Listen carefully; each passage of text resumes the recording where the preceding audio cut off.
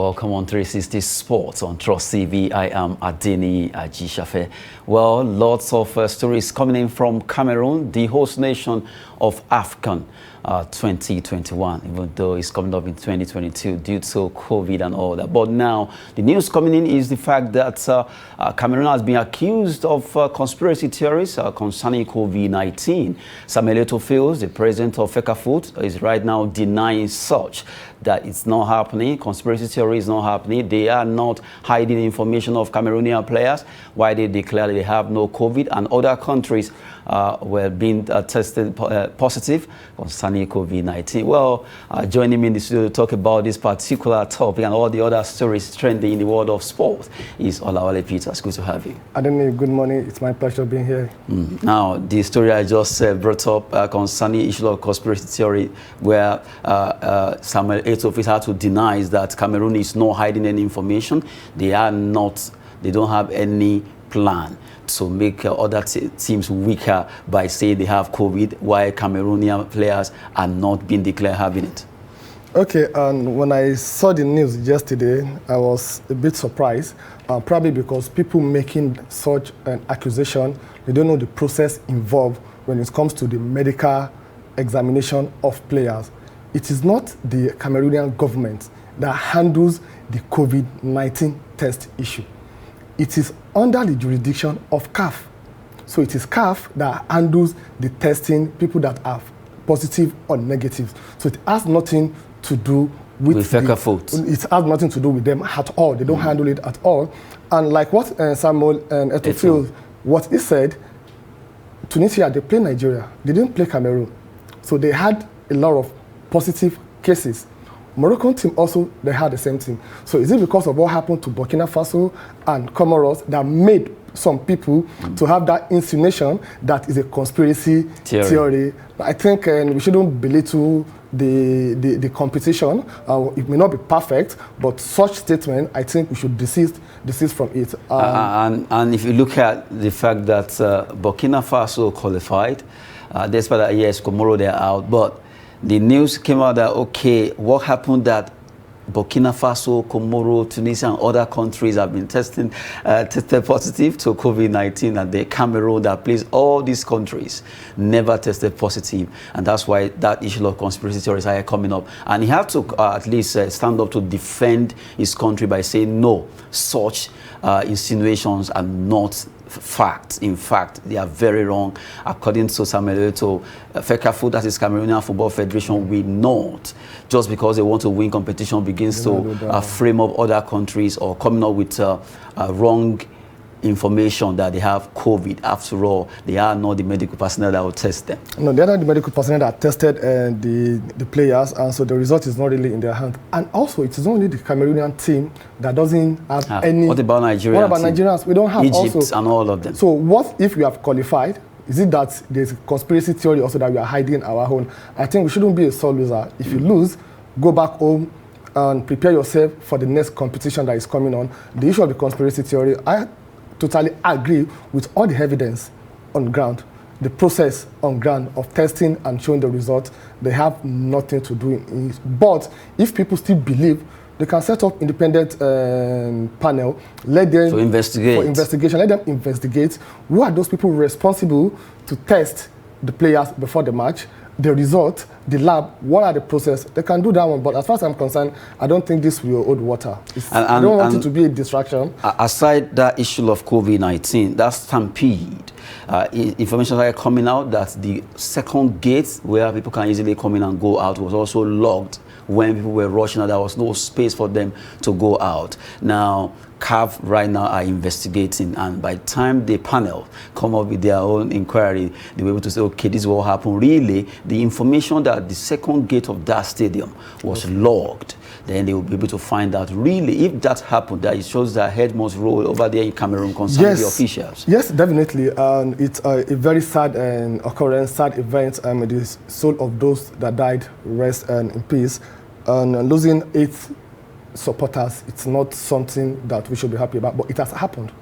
So what are we doing to make sure that it doesn't happen again? The first thing the CAF president, Patrice Motsepe, said was that they are going to remove, and they are not going to use that Olympic Stadium again for the next match. So that's a very good one. Then number 2 also, he made a statement during his own interview that he noticed that there's no enough security personnel to handle the crowd coming in.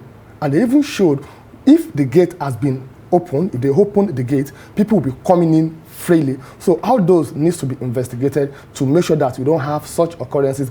And the next country, which is Ivory Coast, that is going to host the next AFCON, will take at least a lesson from what has happened here. So I think it's a very good one. Head needs to roll, because when a situation like this happened, someone needs to be held responsible for not doing what you are expected to do. So I think it's in right order if they should do that. Good one there, looking at what happened in Cameroon concerning the stabbing and also the COVID-19 conspiracy theory. We're just looking at that. Right now, we move to another story. The coach of Nigerian Super Falcons, Rowdy Wondrum, yesterday released a total of 35 players' names that will be invited for camping ahead of Nigerian big match against Lady Elephants of Côte d'Ivoire, as we will be fighting out against them. Well, come February 18th to 23rd, Nigeria will be playing a 2-leg matches against Côte d'Ivoire. Can we win them? Because if you look at the way they did well, they walloped Niger Republic 20-0. Talking about Lady Elephants, Nigeria also we scaled through at the expense of Ghana ladies there. But the main thing right now is 35 players have been called into camp.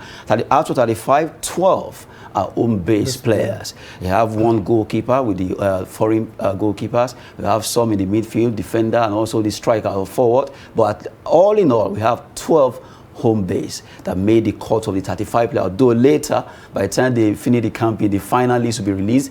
That will be playing the match, the first leg and second leg. But the main thing is the fact that now we have 35 players called to camp. Out of the 35, we have 12 home base. So it's sure that at least out of the 12, some will make it. That's a very good development, and it's more like encouraging the female or the women football in Nigeria. When you have 12 out of 35, so that's almost about 44%. So whatever happens at the end of the day, even if they didn't make the final shortlist, they've had the experience, so they've had the exposure during the training, then the discussion they will have with the foreign base also. So it's a very good development. I hope the Super Eagles were going to emulate that also going forward. Not a team that will be dominated 96 or 97% by the foreign-based player, because we have also to showcase our own raw talent. We have to showcase our own domestic league. We have to give priority to the grassroots development, and this is how we can really do that one.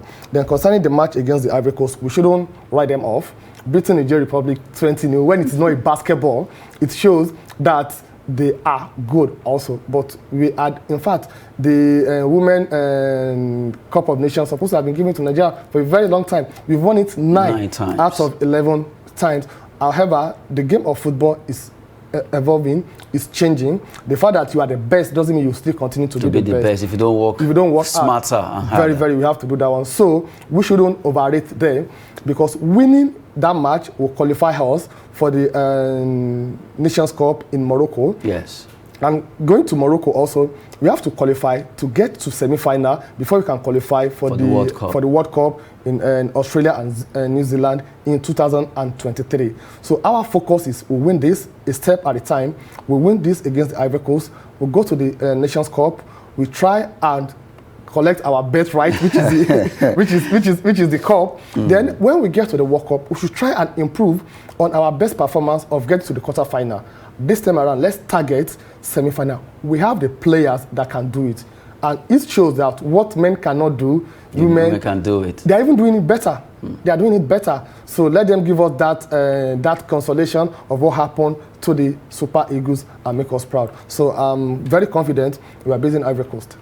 We are beating Ivory Coast. Coming from Olawale Peters there, we just have to believe in ourselves. Our ladies have won the AFCON, as it's being called, African Women Cup of Nations Good Night Times. And they will be ready to go against Lady Elephants of Côte d'Ivoire as they play first leg and second leg together. Who wins? We believe that the Super Falcons can do it ahead of the Morocco 2023 Nations Cup. Well, all hands must be on deck right now. 35 players, 12 home base. We have the likes of Joy Duru from from Nasarawa, Amazon, and also Amarachi, not forgetting others that are really being called upon right now to face the Lady Elephant. Hopefully, they can scale through ahead of the Lady Elephant there. Now, we talk about an issue that we discussed here some times ago.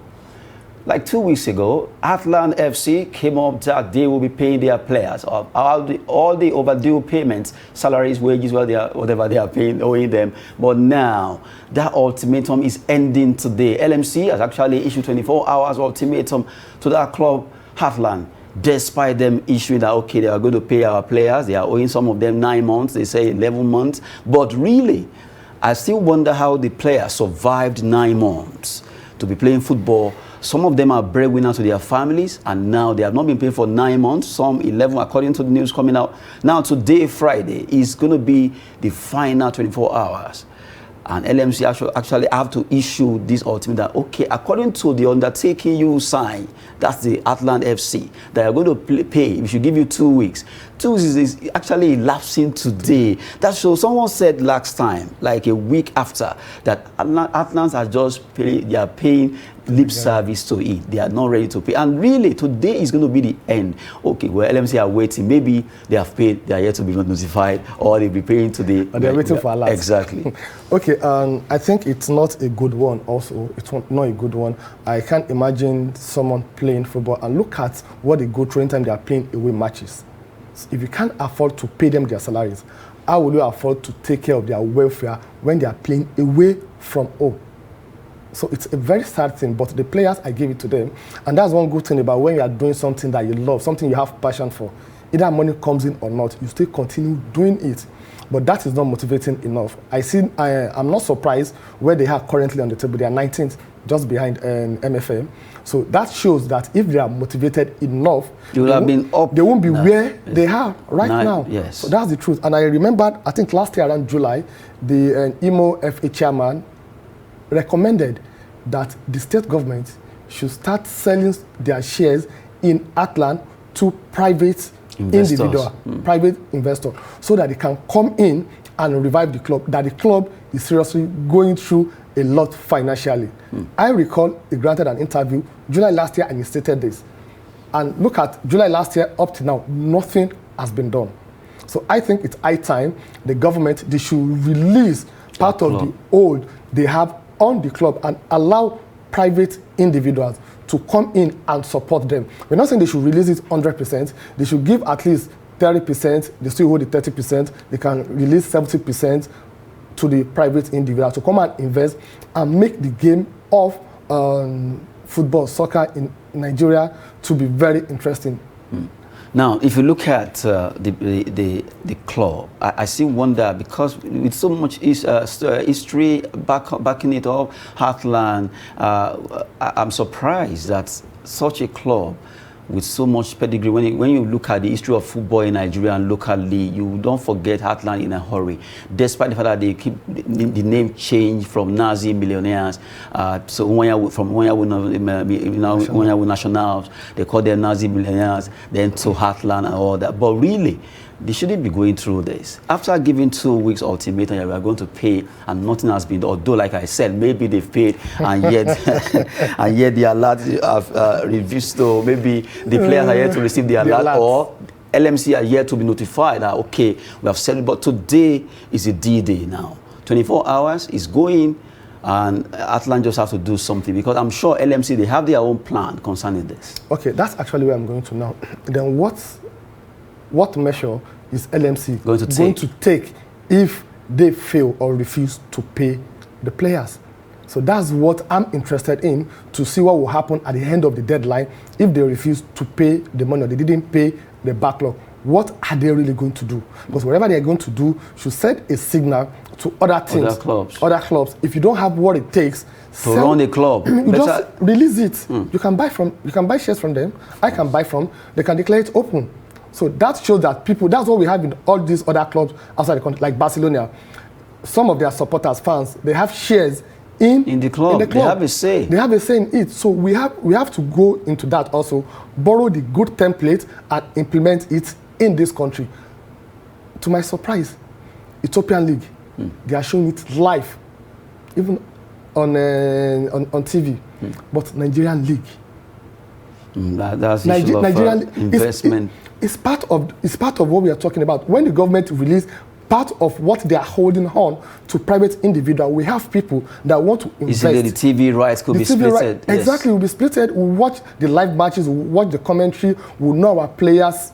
So that is what I think we are waiting for LMC to do at the end of today. But the players, they have to be paid because it's something that they've earned and they deserve their money. Seriously, it has to be done because if you consider what's happening to Heartland players, they even went on protests on weeks back. They went on peaceful protest demanding for their pay. But this, even though you want to owe this player, you came up with the okay, give us 2 weeks.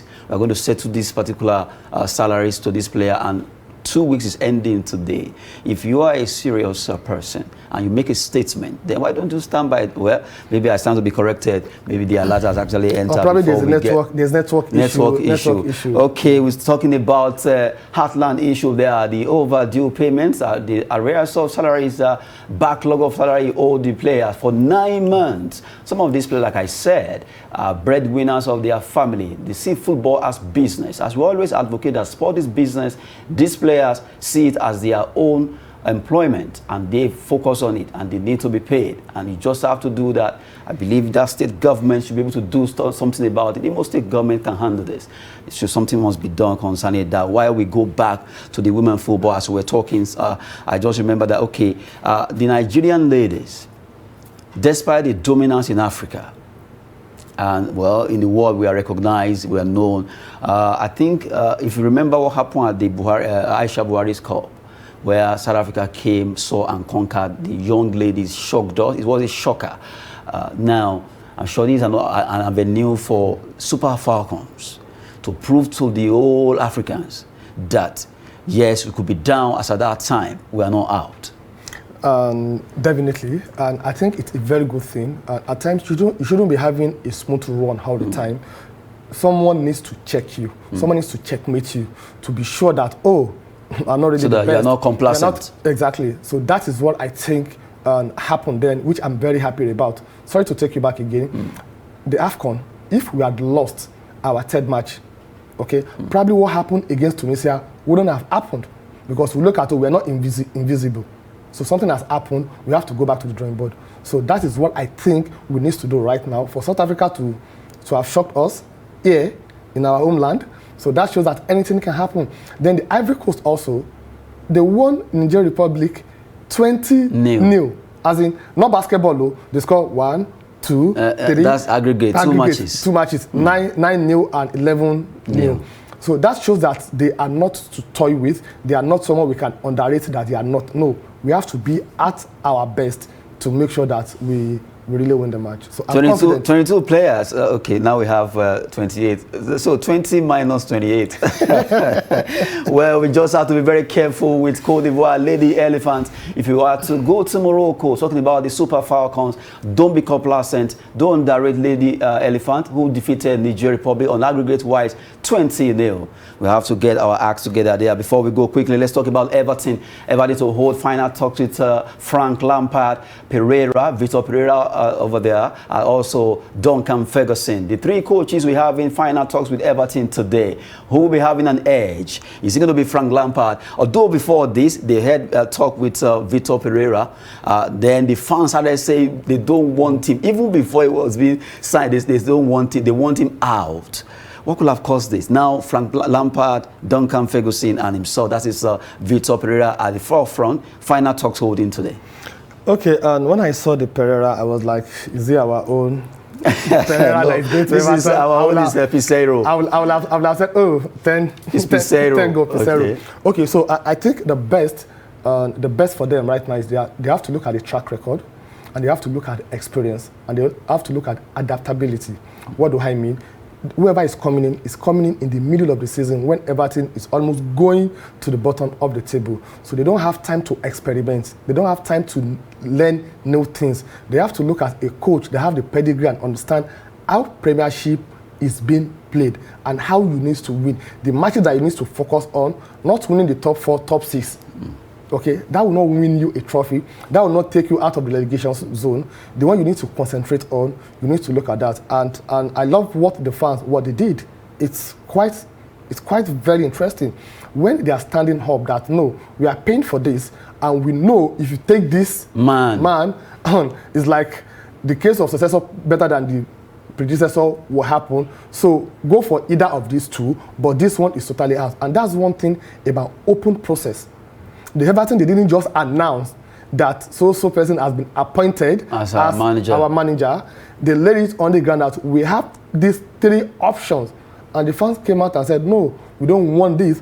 Why? Because they've seen his achievements, his pedigree, that this is not the coach that will take them out of their troubled water. I hope Nigeria can take a cue from this, just appointing, believe in yourself and believe in your people. Maybe Nigeria should begin to say we don't want foreigner from now henceforth. No, we have been saying that, but I hope they will listen. If it's open, a lot of people can easily vote that, okay, we want Nigeria to continue to coach Nigeria. We can do it. Well, our last story on the show, 360 Sport. Let's quickly look at a very a good player with Wolverhampton Wanderers. His name is Adama Traore. Adama Traore right now, Barcelona are set to land the giant builder player who was a former player of Barcelona before he moved out, but right now he's coming back home. Adama Traore is coming back home. Well, Tottenham Hotspur mixed out narrowly, but the way it is now, this deal is in fact sealed just for the announcement and all. But I think Traore will offer a lot to Barcelona.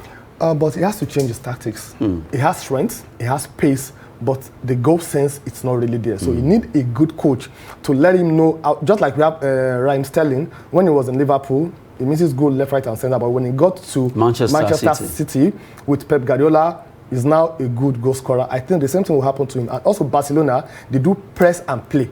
But Traore is a physical player. So he needs to adopt to their own style of play, which I believe the coach will be able to assist him with. And for the striker, they really need him also, because Dembele is likely to go in. Then Fati also is injury prone.